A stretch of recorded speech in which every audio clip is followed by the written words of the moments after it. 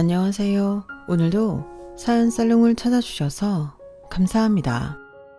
오래전 인기를 끌었던 광고에 남자는 여자하기 나름이라는 카피가 나와요.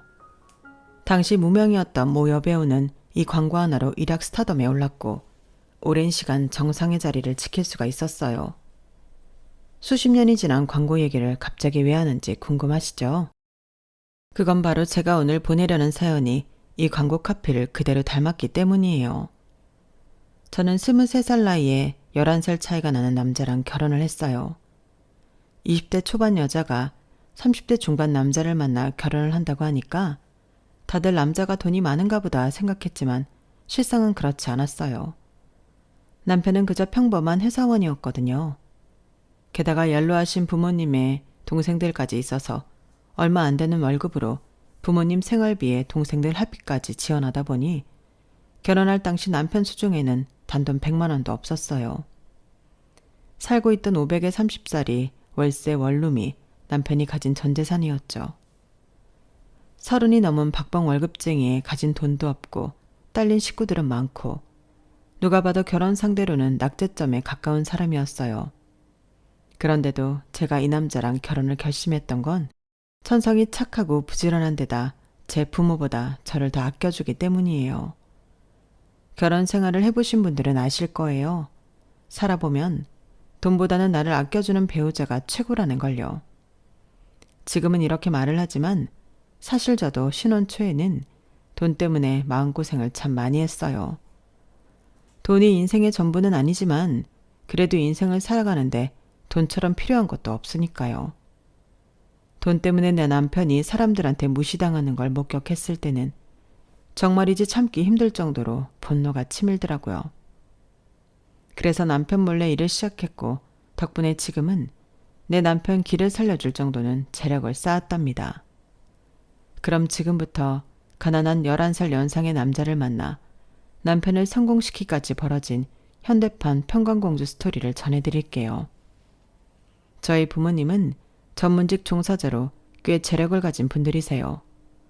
그렇다고 재벌까지는 아니지만 그래도 자식들한테 금전적인 지원은 충분히 해주셨을 정도로 능력이 있는 분들이었어요. 저는 그런 부모님 덕분에 10살 무렵부터 해외에서 유학생활을 할 수 있었어요. 오빠 역시 저와 마찬가지였고요. 어린 나이에 부모 곁을 떠나 호주에서 생활을 했던 우리 남매는 그런 환경 탓이었는지 부모님에 대한 정은 그다지 느끼지 못하고 자랐어요. 그렇다고 남매 간의 우애가 끈끈했던 것도 아니었고요. 오빠는 오빠대로 학교 생활에 적응하느라 고생을 했고 저 역시도 마찬가지였거든요. 그래도 오빠는 나름 적응을 잘 해나갔지만 안타깝게도 저는 그러지 못했어요. 해외에 나가면 한국 사람 피하라는 말이 있잖아요. 물론 그게 꼭 맞는 말은 아니지만 저한테는 맞는 말이었어요. 학교에서 저를 괴롭힌 건 현지 아이들이 아니라 저와 같은 한국 유학생들이었거든요. 하필 저희 학년엔 한국 여자아이가 저를 포함해 딱 3명이었는데 그중 2이 편을 먹고 저를 괴롭힌 거예요. 2명은 저보다 일찍 유학생활을 시작해서 영어도 잘하고 현지 아이들과 이미 많이 친해진 상태였어요. 그래서 저는 제가 영어를 잘 못해서 놀리는 건가 했는데 나중에 알고 보니 그게 아니었더라고요. 원인은 바로 제가 입고 다니는 옷과 가방 때문이었어요.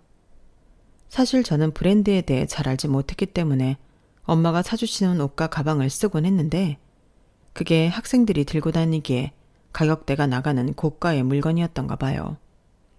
그게 부러웠던 2 친구는 부러운 마음을 감추려 오히려 저를 괴롭힌 거였죠. 제가 하지도 않은 말을 소문내고 제 앞에서 서로 귓속말을 하고 비웃고 심지어는 자기들이 마시던 음료수를 제게 던지기도 했어요. 정말 야근 건 사람들 앞에서 대놓고 그런 게 아니라 사람들 눈에 안 띄는 곳에서만 그런 짓을 했다는 거예요. 그러니 학교 선생님이나 다른 어른들이 보기에는 제가 오히려 2 아이한테 신경질적으로 굴고 말을 함부로 하는 것처럼 보였던 거죠. 정말 억울하고 답답했지만 옆에서 누구 하나 저를 도와주는 사람은 없었어요. 용기를 내서 오빠한테 말을 해보았지만 오빠도 자기 코가 석자인지라 저까지 도와줄 여력은 없었어요. 그러니 어쩌겠어요? 툭하면 한국에 있는 부모님께 전화해 저 좀 한국으로 데려가 달라고 울고불고 통사정을 할 밖에요. 그럴 때마다 엄마는 오히려 저를 나무라셨어요. 너는 누굴 닮아서 그렇게 의지박약이니? 네가 하겠다는 의지가 있어야 돈 들여가며 유학 보낸 보람이 있는 거야. 멍청하게 애들 앞에서 만만하게 보이니까 애들이 널 깔보는 거 아니냐고. 네가 아무리 찡찡거려도 엄마 아빠는 너 유학생활 그만두게 할 생각 없으니까 너 스스로 마음을 고쳐먹어. 걔들이랑 싸워서 이기든지 지금처럼 질질 짜면서 지내든지 선택을 하라고. 사자는 자식을 강하게 키우기 위해서 절벽에서 떠민다고 하잖아요. 저희 엄마도 그런 심정으로 저를 강하게 몰아붙였을 거예요. 하지만 절벽에서 떨어진 사자가 모두 안전하게 땅에 착지하는 건 아니듯이 엄마의 교육 방식은 제게 맞지 않았어요. 저는 저를 괴롭히는 친구들과 맞서 싸우기보다는 숨어버리는 걸 택했거든요. 7년간의 유학생활 동안 저는 유령처럼 지내는 법을 터득했고 누구의 눈에도 띄지 않게 있는 듯 없는 듯 살아갔어요. 그러자 친구들의 괴롭힘도 조금씩 잦아들더라고요. 상대가 반응을 안 하니 자기들도 괴롭히는 재미가 없어진 거였죠. 호주에서 대학까지 들어간 저는 한 학기를 다니다가 한국으로 돌아왔어요. 부모님이 저를 불러들인 건 아니고 제가 아르바이트를 해서 돈을 모아 한국행 항공권을 사서 들어온 거였어요. 7년간의 유학생활 동안 부모님은 저랑 오빠는 한국에 들어오지 못하게 하셨는데 그래야 영어도 확실히 늘고 한국에 대한 그리움을 떨칠 수 있기 때문이라고 하셨어요. 하지만 부모님이 간과했던 게 있었어요. 애들은 부모가 하지 말라고 하면 더 하고 싶어진다는 걸 말이죠. 부모님의 동의 없이도 항공권을 구입할 수 있고 세계 어디든 갈 수 있는 나이가 되자 저는 돈부터 모았어요. 그렇게 번 돈으로 부모님 몰래 한국에 들어온 저는 그 사이 너무도 변해버린 한국 사정이 얼떨떨하기만 하더라고요. 일단 가진 돈으로 숙소를 구해야 했는데 한국 집값이 후덜덜 하더라고요. 항공권을 사고 남은 돈으로 몇 달은 버틸 수 있을 거라고 생각했는데 한 달도 못 버티겠더라고요. 늘 별 생각 없이 부모님 돈을 쓰고 살았던지라 경제관념이 없기도 해서 초반에 호텔비와 식비로 너무 많은 돈을 써버린 탓이었어요. 그렇다고 이대로 부모님 집으로 들어가고 싶진 않았어요. 그랬다간 욕만 엄청 먹고 다시 호주로 보내질 게 뻔했으니까요. 그런데 그때 제 눈에 아르바이트 공고가 들어온 거예요. 속식 제공에 월 500만 원을 준다는 거예요. 거기다 학벌도 필요 없고 경력이 없어도 된다니 저한테는 이보다 좋을 수 없었죠. 그래서 바로 전화를 걸었어요. 그랬더니 전화상으로 설명하기는 그렇고 직접 만나서 자세히 설명해 준다고 하더라고요. 그래서 약속 장소인 커피 전문점으로 갔는데 젊은 남자가 나와 있더라고요. 남자는 저를 보자마자 외모부터 살피는 것 같았어요. 그런데 그 눈빛이 뭐랄까 좀 더럽게 느껴졌어요. 그리고는 제 외모가 마음에 들었는지 바로 일을 시작하자고 그러는 거예요. 제가 어떤 사람인지 어떤 능력을 가졌는지는 중요하지 않은 것처럼 보이더라고요. 그게 내심 마음에 걸렸는데 그때 마침 남자의 핸드폰이 울렸고 남자는 잠깐 통화를 하고 오겠다며 밖으로 나갔어요. 그런데 옆 테이블에 앉아있던 아저씨가 다가오더니 제게 그러는 거예요. 저기요, 저 사람 오기 전에 나랑 나가요. 내가 도와줄게요. 네? 그게 무슨 소리예요? 왜 내가 그쪽이랑 나가야 되는데요? 길게 말할 시간 없어요. 저 사람 아무래도 그쪽한테 안 좋은 일을 시키려고 그러는 것 같으니까 나랑 나가자고요. 그러더니 갑자기 제 손목을 잡고는 가게 주인한테 말해 뒷문으로 저를 데리고 나왔어요. 한참을 제 손목을 잡고 어디론가 걸어가던 아저씨는 제 손목을 놓더니 그러더군요. 대학생이에요? 네. 아니, 대학생이나 되는 사람이 사기꾼을 구분 못해요? 저런 사람 말만 믿고 따라갔다간 돈을 벌기는커녕 몸 버리고 신용불량자 되기 십상이라고요. 그걸 아저씨가 어떻게 알아요? 그야 그쪽 오기 전에 전화통화하는 거 들었으니까 알죠. 이런 식으로 젊은 여자들 끌어들여서 직업 사기 치는 놈 같더라고요. 그쪽 진짜 큰일 날 뻔했어요. 일단 부모님께 연락해서 신고부터 하세요. 제가 머뭇거리자 아저씨는 의심스러운 눈빛으로 저를 보더니 그러더군요. 대학생이라더니 혹시 집 나온 고등학생이에요? 그런 거 아니라고 아무리 말해도 아저씨는 의심을 거두지 않았어요. 그래서 제가 여권을 보여주자 더더욱 이상한 눈으로 저를 보더군요. 왜요? 제 나이 보셨잖아요. 고등학생 아니라고요. 아니, 그건 알겠는데 보통 이럴 땐 신분증을 보이지 여권을 보이진 않거든요. 어찌나 의심이 많은지 솔직하게 말하지 않으면 계속 붙잡혀 있게 될 것 같아서 할 수 없이 제 사정을 다 털어놓았어요. 가족들한테도 하지 않은 얘기를 난생 처음 보는 아저씨 앞에서 하고 나니 기분이 참 묘하더라고요. 그런데 제 얘기를 다 들은 아저씨가 저를 멀뚱멀뚱하게 바라보다가 그러는 거예요. 내가 그리 오래 산 사람은 아니지만 그래도 학생보다 살아온 날이 많으니까 한마디 할게요. 사람이 말이에요.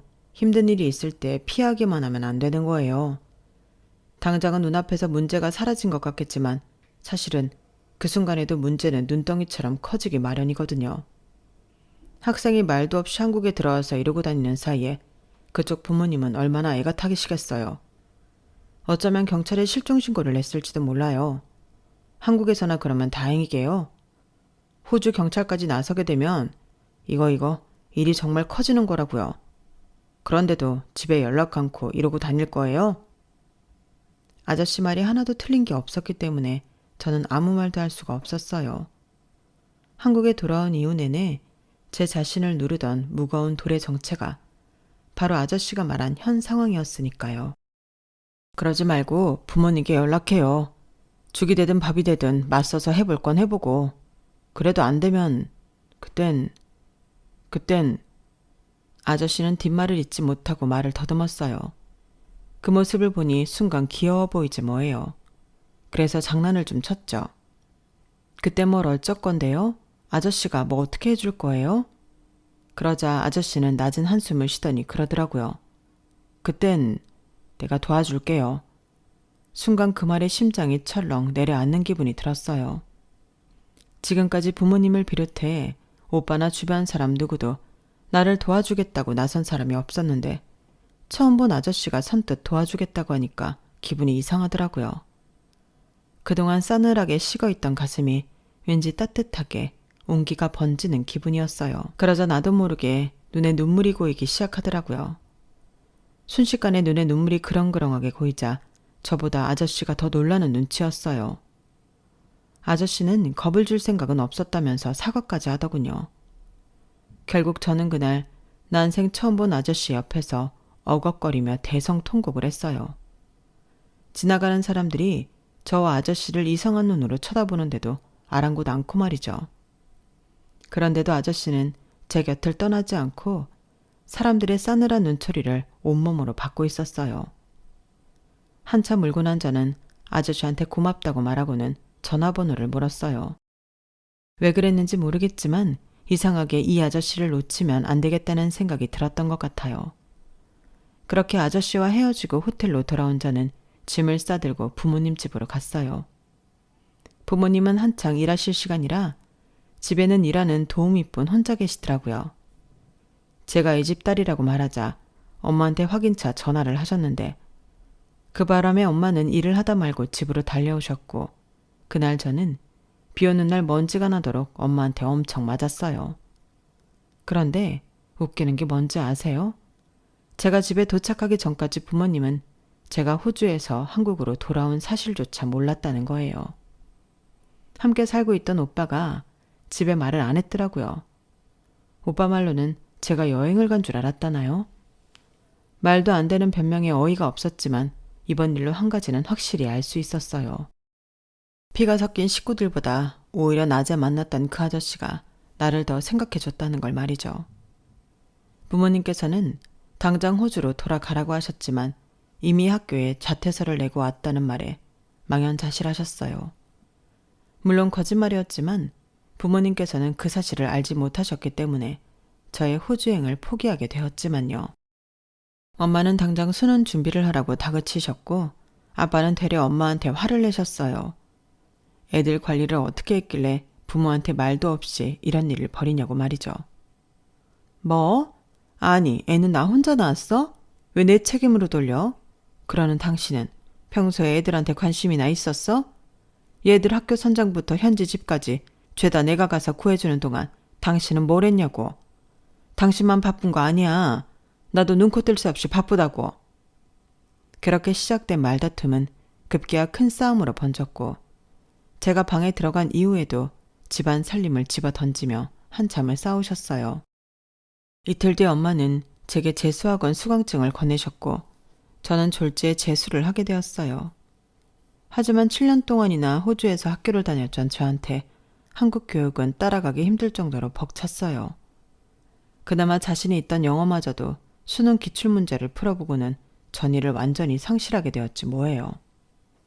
도대체 한국 학생들은 이런 문제를 어떻게 그 짧은 시간에 풀어내는 건지 믿어지지가 않을 정도였어요. 저뿐만 아니라 영어권 나라에서 태어난 사람한테 수능 문제를 보여줘도 저랑 비슷한 반응일 거예요. 이런 문제를 푸는 게 영어를 잘하는 거랑 무슨 관련이 있을까 싶었으니까요. 상황이 이렇다 보니 재수학원에서도 혼자 겉돌게 되었고 이래서야 내 시간만 축내는 거나 다름없다는 생각이 들었어요. 호주에 있으나 한국에 있으나 내 인생이 의미 없이 흘러가는 건 똑같다는 생각이 들더라고요. 그런데 그 순간 딱 한 사람 목소리가 떠오르는 거예요. 나를 도와주겠다던 아저씨 목소리가요. 그래서 무작정 아저씨한테 전화를 했어요. 거의 한 달 만에 전화기 너머로 아저씨 목소리를 들으니까 그제야 좀 살 것 같다는 생각이 들더라고요. 사실 아저씨 목소리가 그렇게 좋거나 하지도 않은데 말이죠. 역시나 아저씨는 이번에도 제게 그것부터 물었어요. 안 그래도 걱정하고 있었는데 집에 잘 들어갔다니 다행이네요. 부모님한테 많이 혼났죠. 실은 내가 연락을 해볼까 했었는데 괜히 연락했다가 그쪽이 곤란해지지 않을까 해서 참았어요. 그래도 이렇게 목소리 들으니까 마음이 좀 놓이네요. 잘 지내고 있는 거죠? 잘 지내냐는 그 말에 왠지 가슴이 먹먹해지더라고요. 그래서 아니요, 잘 못 지내고 있어요. 아저씨, 저 술 좀 사주실래요? 한국엔 친구가 없어서 같이 술 마실 사람이 없어요. 그 말에 아저씨는 잠시 머뭇거리더니 퇴근 후에 보자며 만날 시간과 장소를 알려주었어요. 그렇게 시작된 아저씨와의 만남은 이후에도 이어졌고 만나는 횟수가 쌓여갈수록 저는 아저씨한테 호감을 느끼게 되었어요. 평소 부모님은 제 고민에는 관심도 없었는데 아저씨는 그러지 않았거든요. 제가 하는 말 한마디 한마디를 정성스럽게 들어주고 진지하게 같이 고민도 해주었어요. 그리고는 같이 해결책도 함께 찾아주었고요. 대학 졸업장 없이 살아가려면 제가 뭘 잘하는지 그것부터 찾아야 했어요. 노트에 내가 잘하는 것과 하고 싶은 것들을 나열하고 두 가지를 다 만족하는 걸 골라냈죠. 그렇게 골라서 완성된 직업은 다름 아닌 인터넷 쇼핑몰이었어요. 호주에 살 때 친구가 없었던 저는 몇 시간이고 쇼핑몰을 돌며 아이 쇼핑을 하곤 했었는데 그러는 사이 나도 모르게 패션에 대해 관심을 갖게 되었고 쇼윈도나 매장 앞 마네킹이 디스플레이된 옷들을 보면서 패션 센스도 조금씩 익혀나갔어요. 그러다 패션 잡지를 사서 보게 되고 매장에 가서 잡지에서 보았던 옷들을 입어보고 하는 동안 어떤 옷이 입었을 때 맵시가 나고 어떤 옷이 믹스매치가 잘 되는지 등도 파악할 수 있었죠. 하지만 학창시절 따돌림을 당하면서 사람에 대한 두려움이 생긴 탓에 매장에서 손님과 대화를 하거나 호객행위를 하는 건 불가능하다는 생각이 들었어요. 그래서 그 대안으로 생각해낸 게 바로 인터넷 쇼핑몰이었던 거예요. 하지만 매장에서 장사를 하든 인터넷 몰에서 장사를 하든 초기 자본이 있어야 하잖아요. 그래서 그 돈을 마련하기 위해 영어 학원에서 아르바이트를 했어요. 대학 졸업장은 없었지만 영어를 사용하는 데는 문제가 없었고 보조 강사라서 학생들 앞에 설 일도 없어서 그리 어렵지는 않더라고요. 거기다 파트타임으로 패스트푸드점에서도 일을 했어요. 그렇게 투잡, 쓰리잡을 뛰면서 차곡차곡 모은 돈으로 드디어 창업을 위한 자금을 마련할 수 있었는데 문제는 바로 수능 시험이었어요. 부모님께는 수능 시험을 본 것처럼 거짓말을 해왔는데 하필 그 무렵 수능 성적이 나왔던 거예요. 저야 시험을 안 봤으니 당연히 받아올 점수도 없었죠. 지우야, 수능 성적표 나왔지? 몇 점이나 나왔어? 돈 모으는데 빠져있느라 수능에는 신경도 못 쓰고 있던 저는 깜짝 놀랄 수밖에 없었어요. 얘 좀 봐? 점수 잘 안 나왔어? 그런 거야? 엄마, 그게 아니라 실은 나 수능 안 봤어. 엄마, 사실은 내가 정말 하고 싶은 게 있어서. 저는 이제라도 엄마한테 이실직고를 하려고 말을 꺼냈지만 엄마는 제 말을 듣기도 전에 잘라버렸어요. 뭐? 수능을 안 봐? 그럼 지금까지 뭐 했어? 학원 간다고 아침마다 나갔으면서 이제껏 어디서 뭘 하고 다닌 거냐고. 아, 사람 미치겠네. 너 도대체 왜 이래? 어릴 땐 말도 잘 듣더니 왜 다 커서 엄마를 이렇게 실망시키냐고. 너 이제 어떻게 할 거야? 이제 어쩔 거냐고.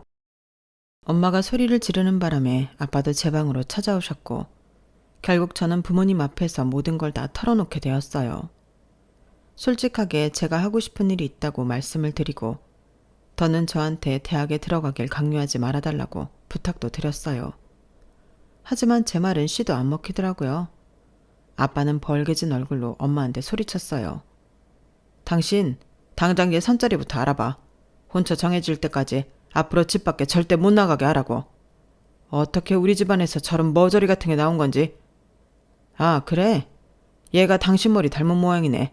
그래서 애가 이 모양인 거야. 어머머, 얘가 왜 내 머리를 닮아? 날 닮았으면 공부를 그따위로 했겠어? 당신이 깜빡한 모양인데 대학은 당신이 나온 학교가 더 좋은지 몰라도 난 엄연히 국가고시 패스해서 변호사 배지까지 단 사람이야. 야, 국가고시는 너만 봤냐? 나도 국가고시 패스하고 의사 됐어. 법대 공부하고 의대 공부하고 비교나 되는 줄 알아? 의대 공부하다가 힘들어서 못하겠다고 나간 놈들이 사법고시 봐서 판검사 되고 변호사 되는 거 내가 수두룩하게 봤다고. 어디서 까불어? 제 진로 문제로 다투시던 부모님은 중국에 가서는 서로 잘났다고 싸움을 하셨고 그러는 사이 저는 집을 나왔어요. 하지만 딱히 갈 곳이 없어서 결국엔 아저씨한테 전화를 걸게 되었죠. 그날 밤 저는 아저씨 원룸에서 하룻밤 신세를 졌어요. 비록 나이 차이가 많이 나기는 해도 엄연히 남녀가 한 방에서 잠을 자는 거라서 아저씨는 엄청 긴장한 것 같더라고요. 오히려 저는 아무렇지도 않았는데 말이죠. 제가 아저씨 침대에서 자는 바람에 아저씨는 바닥에서 쪽잠을 잤는데 제가 눈을 떠보니 언제 일어났는지 집에는 저 혼자뿐이더라고요. 탁자 위에 놓인 쪽지를 보니 아저씨는 일찍 출근을 하신 모양이었어요. 괜히 나 때문에 잠도 제대로 못 자고 출근을 한 게 마음에 걸리더라고요. 그런데 그날 밤 회사에서 돌아온 아저씨가 그러는 거예요. 친구 녀석이 목공소를 하는데 거기 창고가 빈다나 봐. 공간도 협소하고 별다른 시설이 없어서 세를 주기는 그렇고 그냥 쓰라고 그러네. 아무리 인터넷으로 물건을 판다지만 그래도 물건 쌓아둘 사무실은 필요할 거 아니야. 사무실 구할 돈으로 차라리 너 지낼 원룸이라도 구하고 사무실은 내 친구네 창고 써. 그러면 지낼 곳도 해결되고 낫지 않겠어? 네가 여기 있는 게 싫어서 그런 게 아니라 아무리 그래도 성인 남녀가 한 방에서 지내는 건 좀 그렇잖니. 너희 부모님이 아시면 얼마나 걱정하시겠어? 내가 내일 반차 낼 테니까 창고에 같이 가보자.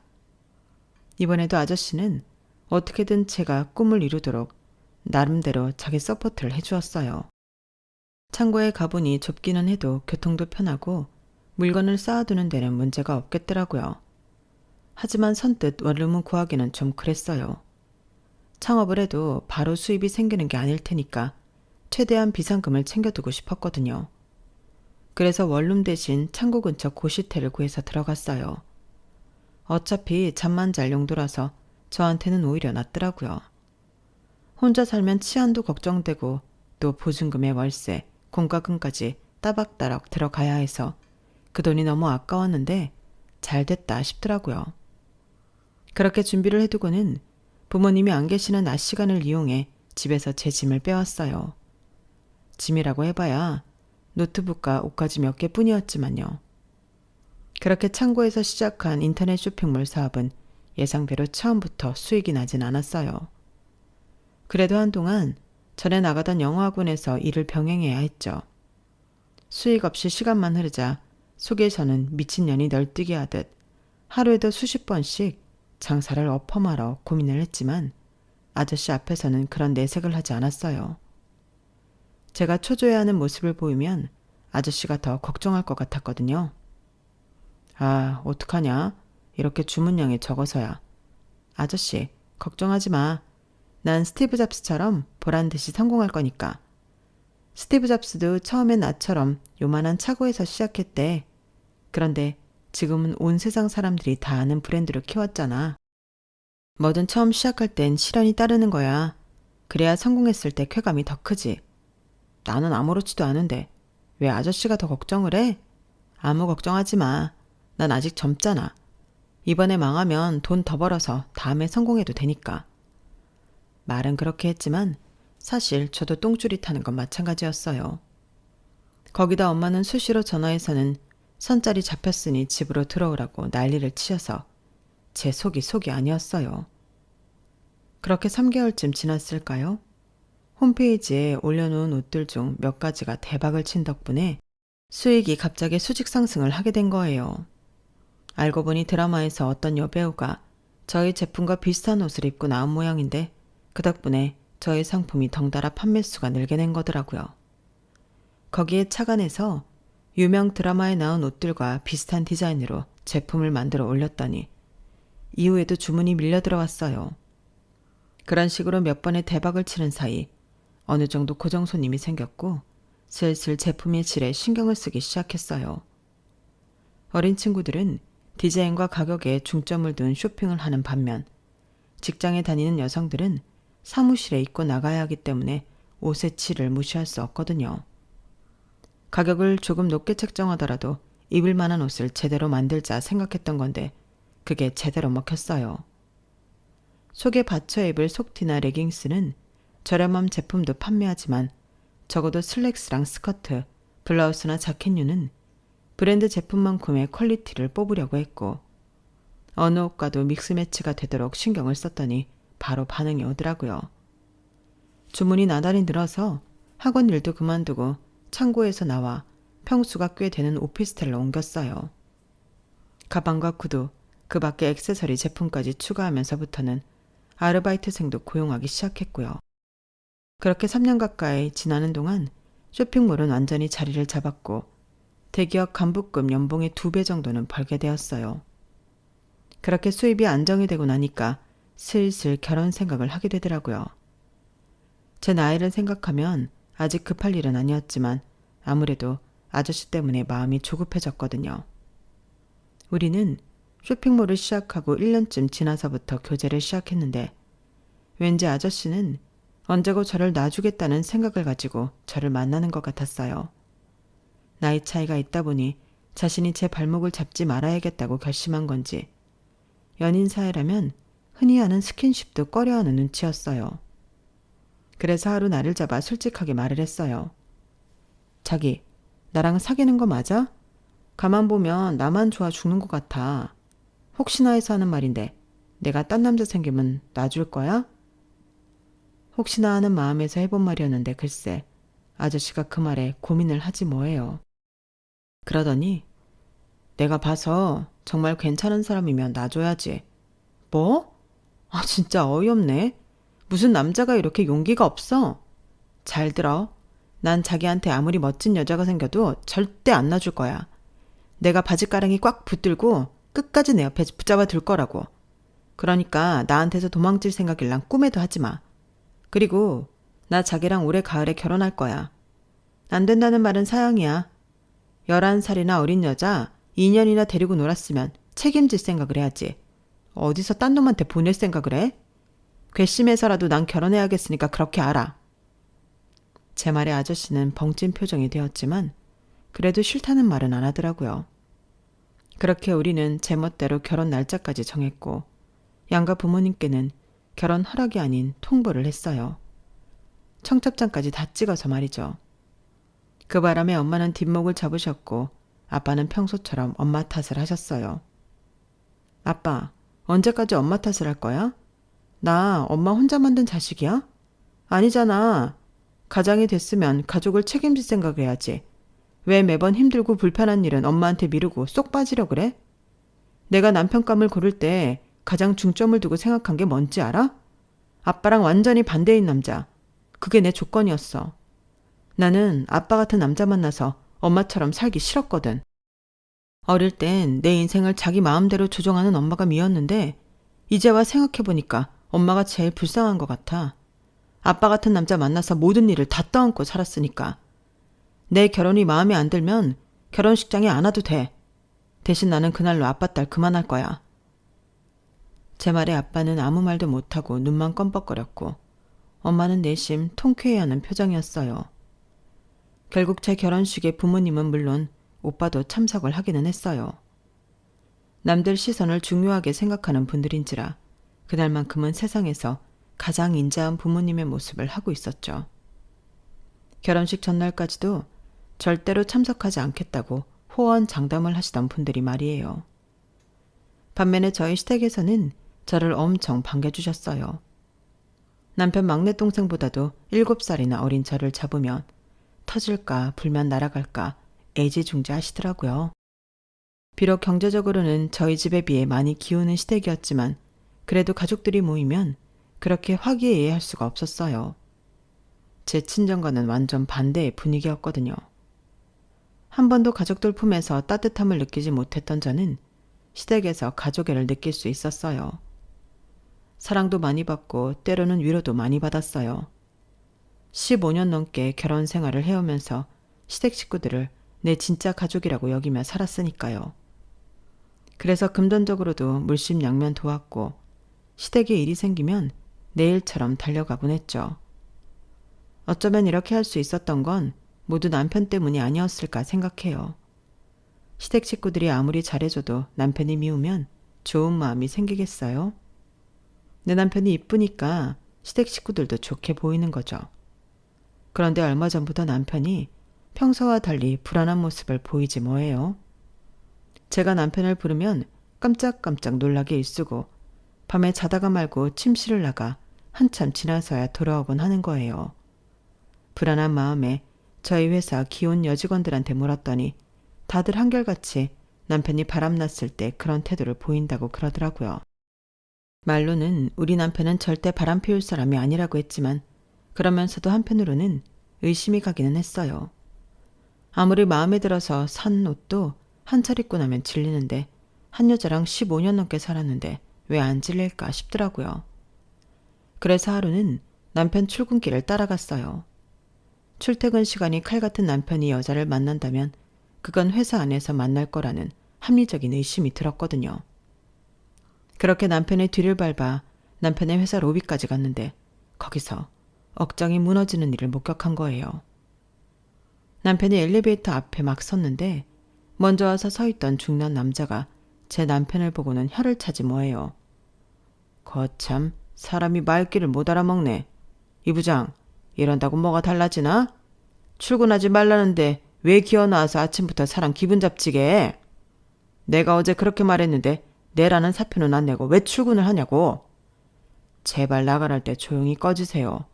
사람이 말이야 능력이 없으면 눈치는 있어야 할 거 아니야. 전무님 죄송하지만 저는 희망퇴직 못 받아드리겠습니다. 20년 넘게 회사 생활하면서 저 정말 열심히 일했습니다. 아시다시피 성과도 꽤 올렸고요. 그런데 왜 제가 회사를 떠나야 합니까? 혹시 지난번 회식 때 있었던 일 때문이라면 더더욱 이번 조치는 받아들일 수 없습니다. 이 자식이 사람을 어떻게 보고 너 그 입 안 다물면 앞으로 이 바닥에 발 못 붙이게 할 줄 알아. 적당히 희망퇴직선에서 끝내는 걸 다행으로 알아. 광고판에서 나한테 찢겨 타는 소문 돌면 너 다시는 이쪽 밥 못 얻어먹고 살게 될 테니까. 중년 남자는 사람들 앞에서 제 남편 멱살까지 잡고는 바닥에 내던졌어요. 그걸 보니 피가 거꾸로 솟는 것 같아서 저도 참을 수가 없더라고요. 그래서 앞뒤 생각 않고 소리를 질렀어요. 지금 뭐 하는 거예요? 순간 남편을 비롯해 로비에서 엘리베이터를 기다리던 직원들이 일제히 제 쪽으로 시선을 돌렸어요. 거기엔 방금 전 제 남편을 패대기 친 중년 남자도 있었어요. 중년 남자는 인상을 쓰며 저를 째려보았는데 제가 바로 누군지 알아봤는지 인상을 확 펴고는 꼬랑지를 흔들며 달려왔어요. 달려오는 모습을 보니 그제야 이 남자의 정체를 알겠더라고요. 이 회사 전무였어요. 제가 남편 모르게 저희 회사는 물론 아빠 병원 홍보란 엄마 로펌 홍보까지 죄다 남편 회사에 맡기고 있어서 간부급 직원들한테 몇 번 대접을 받은 적이 있는데 그때 그 자리에 나왔던 게 기억이 났어요. 윗사람들 앞에서는 개처럼 발발 끼고 아랫사람들한테는 한없이 잔혹한 인간이라는 걸 그때 봐서 알고 있었는데 이 인간이 내 남편한테 이딴 짓을 하다니 도저히 참고 넘어갈 수 없겠더라고요. 아유, 김 대표님, 여긴 어쩐 일이십니까? 김 원장님은 안녕하시죠? 안녕이요?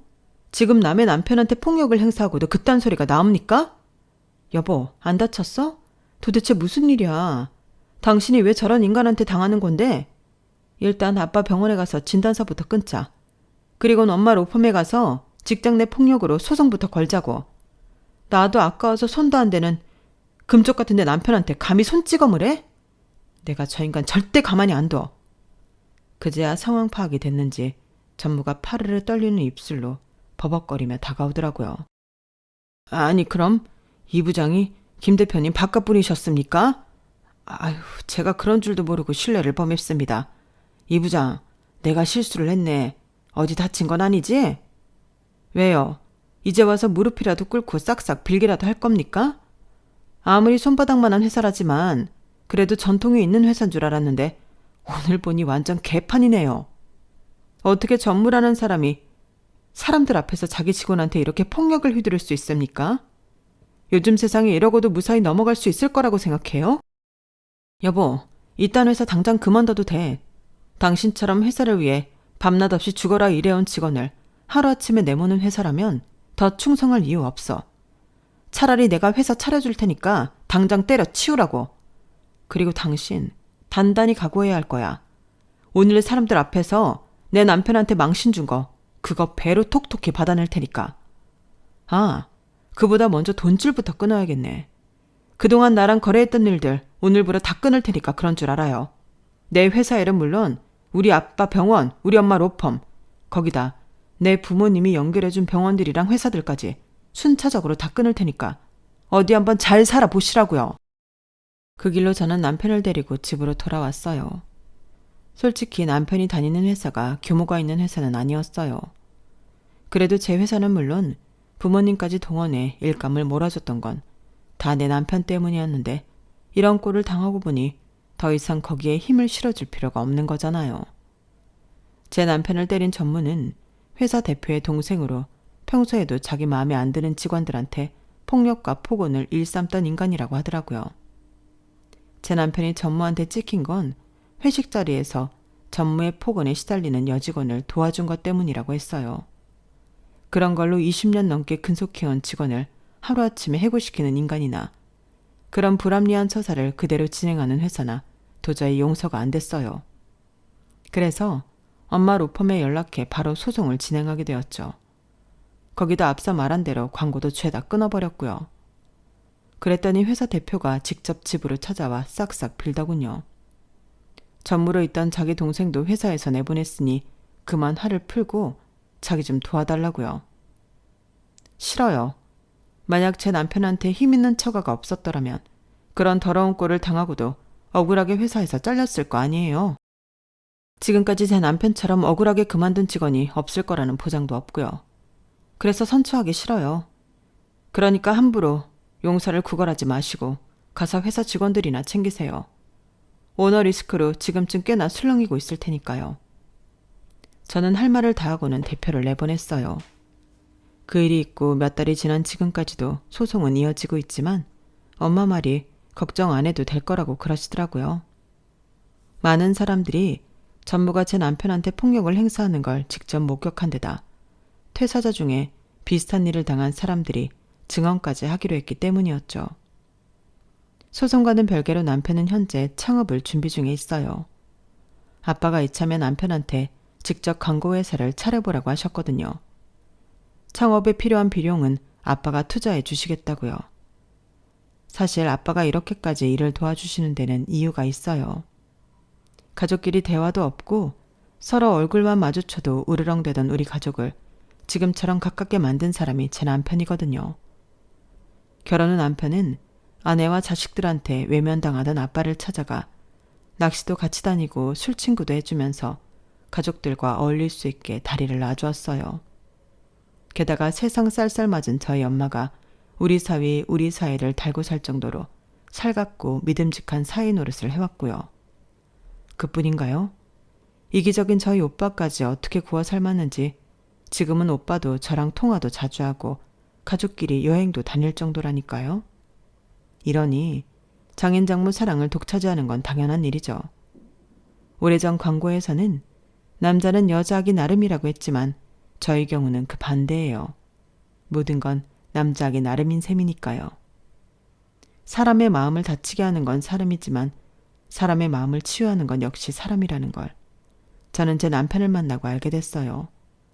그래서 저는 제 남편처럼 따뜻한 마음을 가진 사람들이 많아졌으면 좋겠어요.